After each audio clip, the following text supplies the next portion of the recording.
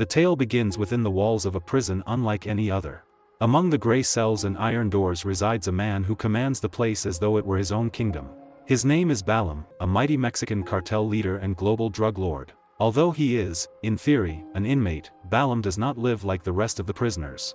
He has personal guards, the liberty to manage businesses, and an influence that extends far past the razor wire. Balam governs an immense empire of crime, with his reach sunk deep into narcotics trafficking, arms smuggling, and human exploitation. From inside the bars, he directs operations both within the prison walls and out on the streets. While Balam indulges in this strange privilege, new convicts are brought into the institution. They are escorted through intake, stripped of their dignity, and thrown into the cold, lifeless blocks, nothing resembling Balam's palace-like quarters. Among the officers supervising this process is Officer Green, a hardened guard who wields his authority as if it were a personal crusade. His sharp gaze swiftly settles on one specific prisoner, Jack Stone. And you put a lot of them boys in here, didn't you? And there's us guards. Right in the middle of it all. The clock rewinds to a week prior to Jack's arrest. During that period, Jack was not a prisoner whatsoever. He was still serving as a police officer, yet together with two trusted companions, he executed a bold bank heist.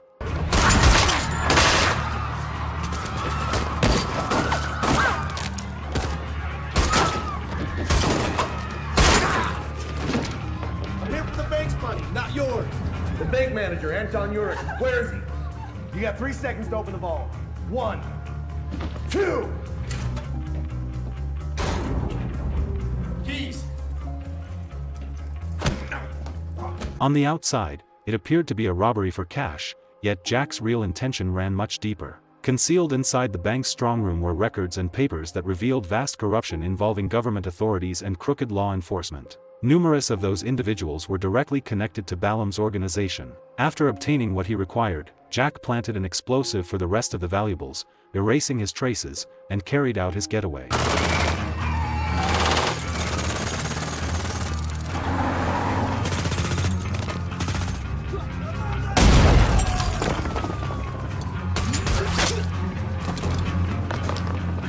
Bruised and trapped, Jack darted into a nearby structure, frantic for a way out. A group of police officers moved in, yet before they managed to seize him, Jack flung the bag down one hallway and dashed upward to shake them off. A single officer crept after him onto that same level, but Jack was prepared. With trained accuracy and precision, he took care of the man and pressed forward.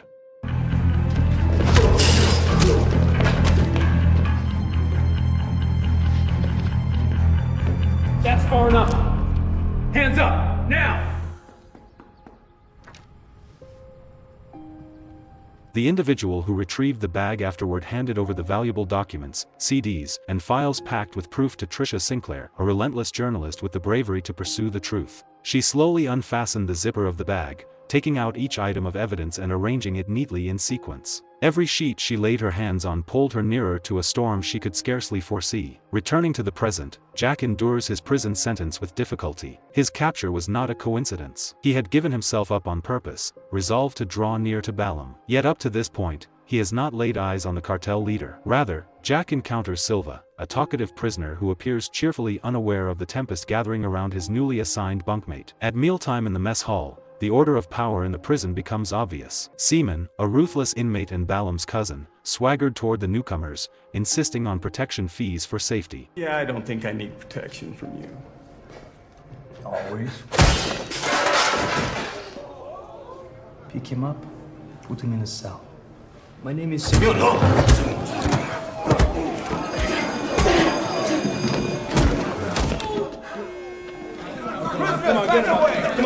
Come on. Shortly after, Jack is led into a secluded chamber where a camera is positioned. Across the surveillance transmission sits Balam himself. Resting back in his luxurious seat, the cartel kingpin locks his gaze directly onto Jack's eyes and commences his questioning. Detective Jack Stone, you cost me men, shipments, money.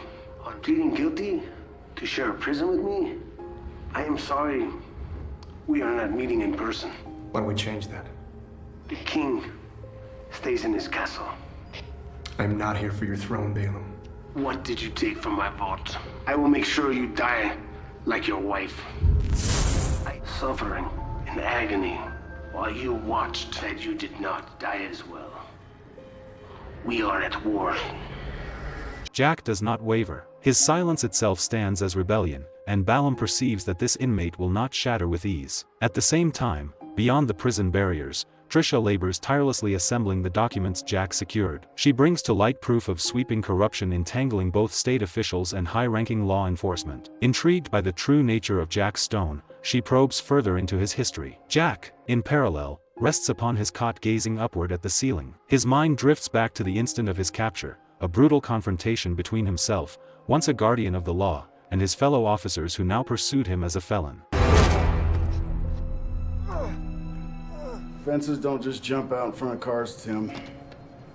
That very night, 3 prisoners slip into Jack's cell while Silva snores heavily from the upper bunk. They assume Jack lies asleep, yet as they advance for the strike, he leaps to his feet and confronts them directly, battling back with deliberate savagery.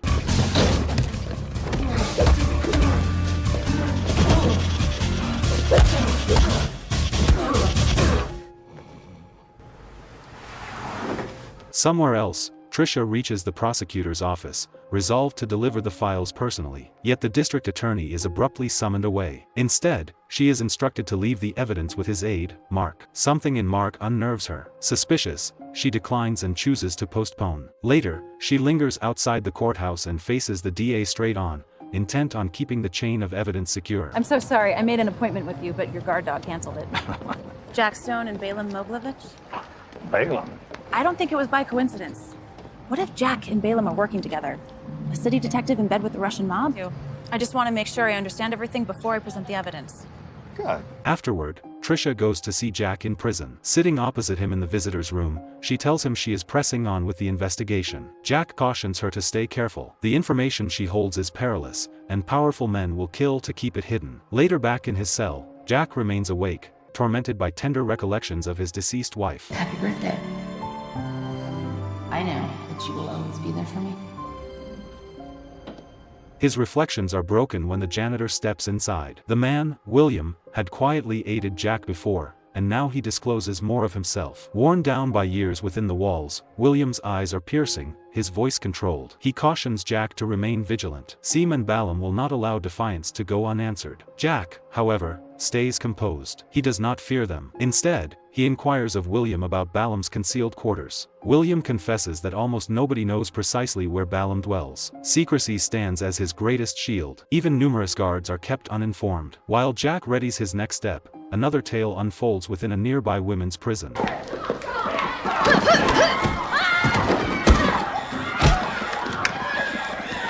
After officers interrupt a brawl, one prisoner, Alina, is hauled off towards solitary confinement. Yet midway, a different guard steps in, insisting he will escort her instead. Uneasy but helpless, Alina asks where she is being led. Rather than replies, the guard jeers at her, forcing a blindfold over her eyes. Moments afterward, she is delivered before Balam, encircled by his devoted loyalists. Control means respect. I know all this. That shows me disrespect. Even from my own cousin. I would never Disrespectful. Trying to kill Jack Stone and take credit. The face is the mixture of beauty and tragedy. Balam charges Elena with having taken down one of his most trusted female enforcers, Katrina. Elena quivers, yet remains mute, aware that any utterance could decide her fate. To her astonishment, Balam merely menaces her and then releases her. Still, the danger in his tone makes it unmistakable that her life dangles by a thread. Your failure to kill Jack Stone, weakness leads to dissonance. Please, cousin, give me a second chance. I won't let you down. $100,000 brings me Jack Stone's head. News of Balam's fury spreads fast throughout the prison. William brings the word to Jack. A price has been set on his head. Now nearly every inmate turns into a would-be killer, hungry for cash or Balam's approval. William presses what Jack intends to do, yet Jack stays wordless, his composure untouched. Still, William cautions him that the threat cuts deeper. The guards themselves stand among the hunters, bound to Balam's sway. Right on cue, guards storm inside, barking out orders for inmates to clear away. Moments later, a horde of prisoners surges at Jack and William, their eyes lit with greed. The cell block erupts in mayhem as fists and crude weapons lash through the air, all seeking to claim Jack's life.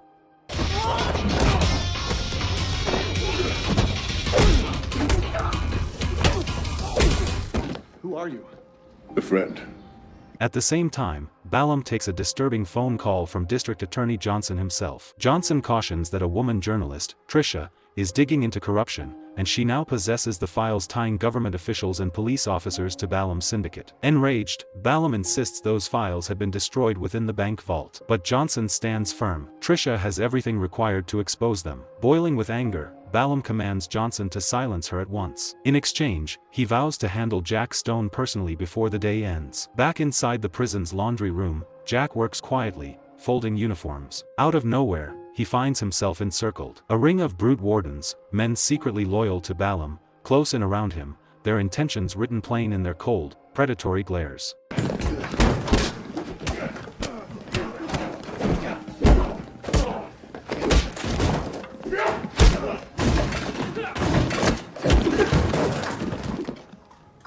Beaten but not broken, Jack stumbles out of the laundry room only to face a wave of inmates pressing in, hungry for yet another bloody shot at his life. But rather than fight, Jack turns to reason to flip the odds. He raises his voice for all to hear, playing on their greed. If the bounty is carved up among every convict joining the attack, each man would walk away with only a slice, barely $11,000 apiece. For such a meager cut, they'd be gambling with their lives against someone who has already shown he can topple several assailants at once. His words hit home. Whispers ripple through the mob. Doubt seeps in, and prisoner after prisoner begins to step back. What could have exploded into a riot fades into a tense, uneasy hush. Meanwhile, beyond the prison walls, journalist Trisha Sinclair fights her own battle. She senses eyes on her, hunted even. Every passing shadow unsettles her, and the weight of being trailed twists her stomach with dread. Her pursuit of truth grows more perilous with each passing hour.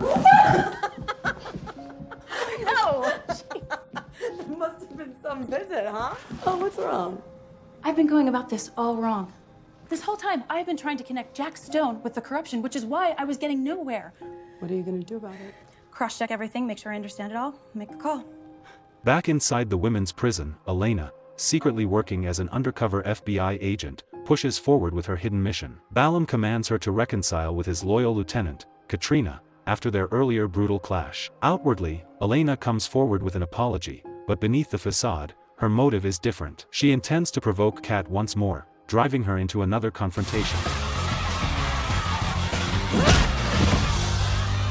The fight leaves her battered and bloodied, and guards hurry her to the infirmary for treatment. Exactly as she had planned. While the doctor conducts examinations, Elena keeps her focus sharp. When no one is paying attention, she discreetly palms a paper pin from the tray. Once the staff steps out, leaving her alone to recover, she sets her plan into motion. With practiced skill, she slips free from her cuffs, then scavenges bottles of alcohol and narcotics, concealing them inside a mop bucket often used by William, her ally on the inside. In exchange, she retrieves a small key hidden within the bucket's lining. Armed with it, she climbs up into the air ducts, setting the beginning of her escape route.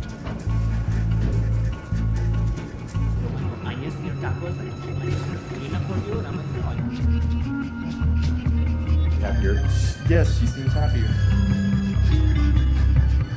Meanwhile, back at the men's prison, Trisha arranges another visit with Jack. Sitting across the glass, she begins by expressing sorrow for his wife's death, her voice weighted with sympathy. Then, she cautions him about the chaos Balam's men are spreading outside, tightening the cartel's grip over the city. Jack nods with a grim expression. He already knows. In a flashback, he recounts to her the horrifying night when his wife was murdered. The memory still raw, etched deep into his soul. What happens to me doesn't matter. This is about those responsible. In the meantime, Elena, having drawn a makeshift map across her own body to memorize the facility's layout, descends once more from the vents. She walks out of the room as if nothing had occurred, but the moment she steps into the hallway, she notices the nurse coming back to check on her. Her cover is only seconds away from being exposed. Luckily, William shows up nearby and intercepts the nurse, keeping him occupied just long enough for Elena to slip back out of view.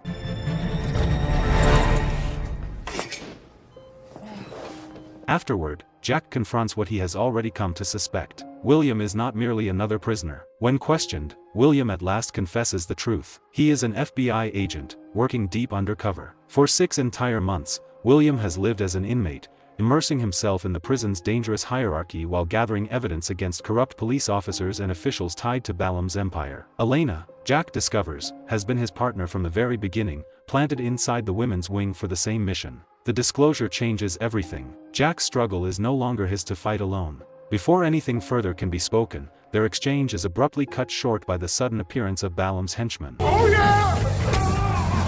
There's more than just me here. Get ready to move when the tongue cuts.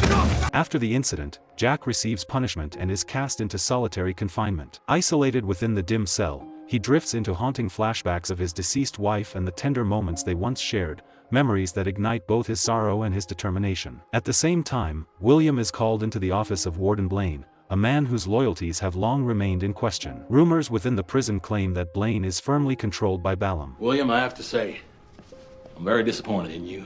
They saw you pick up Losif and throw him over that railing. Romans 13:4.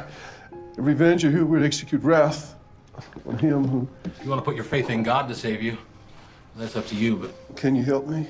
Yes, for a price. Outdoors, Trisha once more tries to arrange a meeting with District Attorney Johnson, holding on to hope that he will act upon the files, yet she is blocked again by his assistant, Mark, who insists the DA is not available. Mark advises her to deliver the documents straight to the FBI if she truly believes the issue is urgent. Doubt gnaws at her, but with choices running out, she considers the advice. Back within, Balam receives an uncommon visit from his daughter. To his astonishment, she does not come in loyalty but in rage. She scolds him harshly, condemning him for the pain and devastation his empire has inflicted upon their family. I've been lied to my whole entire life. I thought you were dead. I was told that you were some national hero. Did Mom know what you are? Drugs, weapons, human trafficking? Tell me the truth. Those things, they are not true. You made a choice. So I'm making a choice right now never to be a part of yours. I don't want anything to do with it. In the meantime, Elena pretends fatigue and persuades a guard to escort her out. Yet before long, she and William subdue him, slipping further into the facility. William dons security attire, blending in just long enough to infiltrate the surveillance control room.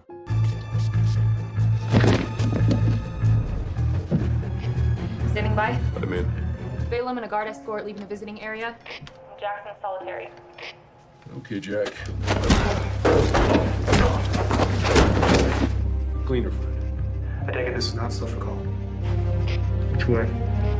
Dead right. All right, Jack, we're running out of time. It's getting close to you, Jack.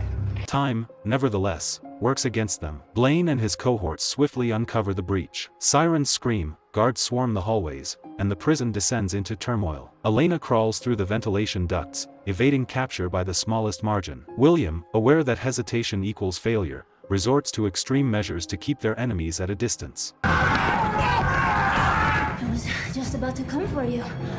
No! I want Stone!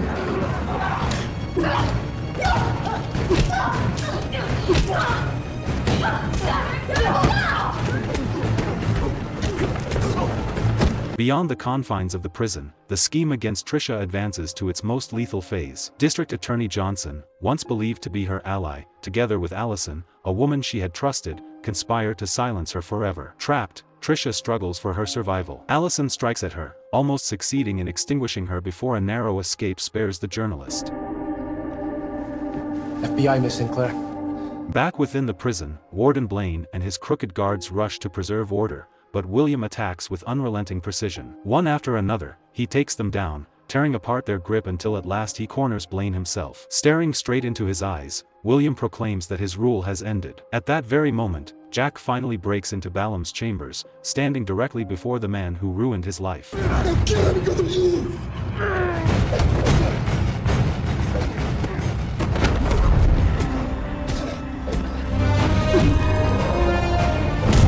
Soon afterward, SWAT units storm into the prison, seizing back complete control of the facility. In the wake of it all, William officially presents Jack to Elena, acknowledging him not merely as another fighter, but as a vital ally within their mission. United, the three of them have aided in toppling Balam's empire from both the inside and the outside of the walls. The FBI moves quickly, sweeping up the remains of the cartel's activities. District Attorney Johnson has been arrested as well. As for Jack, he continues to remain in custody, his crimes not erased, yet his part in breaking down Balam's network cannot be overlooked. In the closing moments, William, moved by Jack's bravery and resolve, sets a reassuring hand upon his shoulder before guiding him toward the police car that waits. For Jack Stone, once a mourning husband turned renegade, the road ahead is uncertain, but redemption now stands within reach. His abilities, once fueled by vengeance, may at last serve justice.